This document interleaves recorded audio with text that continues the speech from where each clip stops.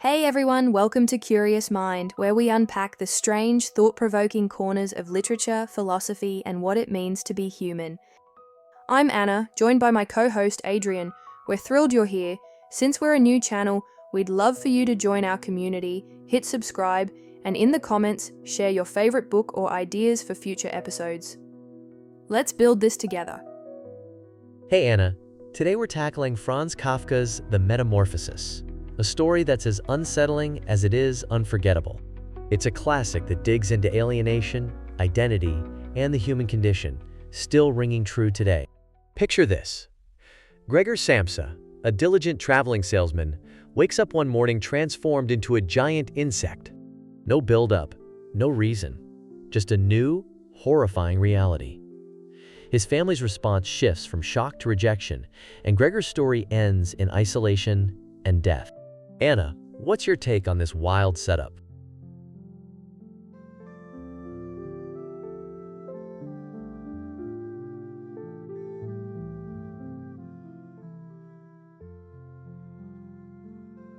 It's such a jarring start, right? Kafka throws us into Gregor's chaos without a lifeline.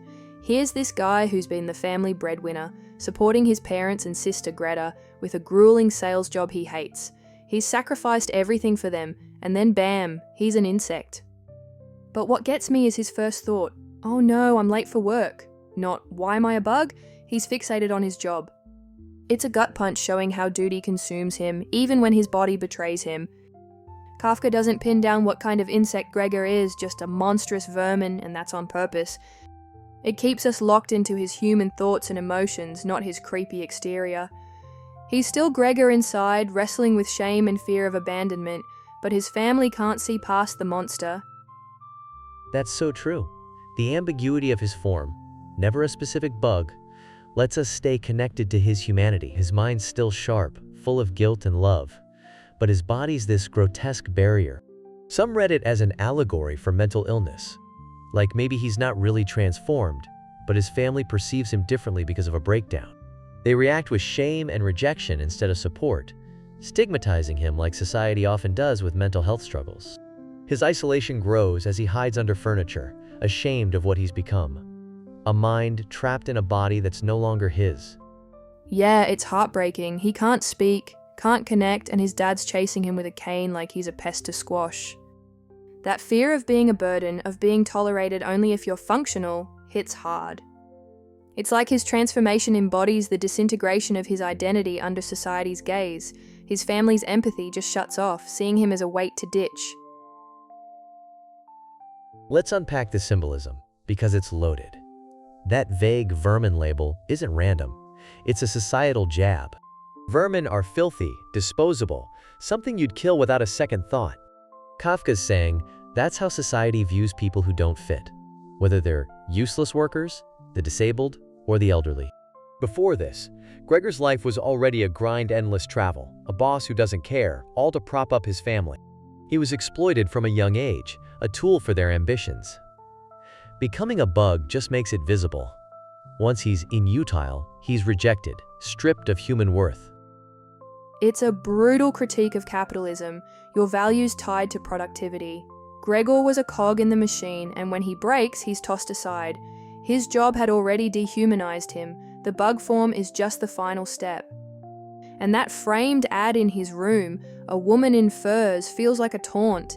It's this glimpse of desire and connection he can't have anymore, a cruel reminder of what disability or aging can steal. Then there's the apples his dad throws, biblical vibes like knowledge bringing pain.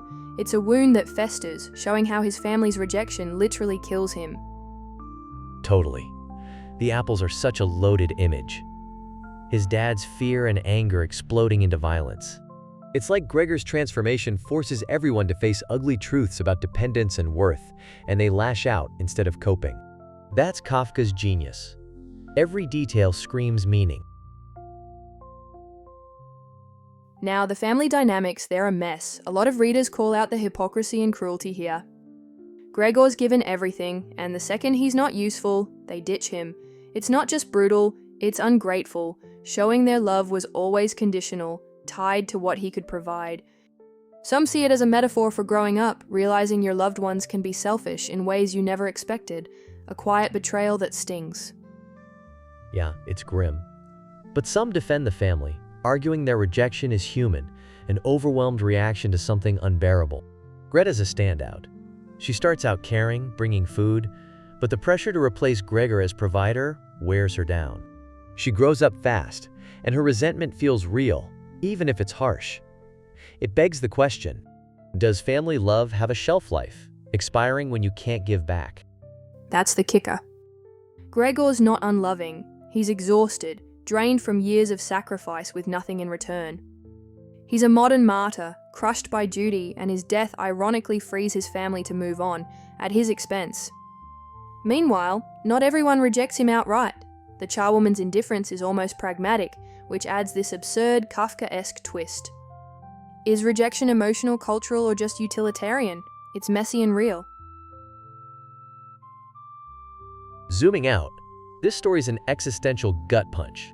Gregor's a figure of societal rejection, a cockroach anyone could become in a polarized, individualistic world. It's about the absurdity of life, trapped in meaningless roles, searching for purpose while society shuns you.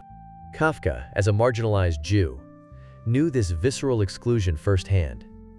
Some read Gregor as a stand-in for the vermin label slapped on Jews, dehumanized and cast out. Absolutely. It's a critique of how we treat the vulnerable, mirroring our utilitarianism. Gregor's shame and isolation scream modern struggles, loneliness, depression, the fear of being the monster.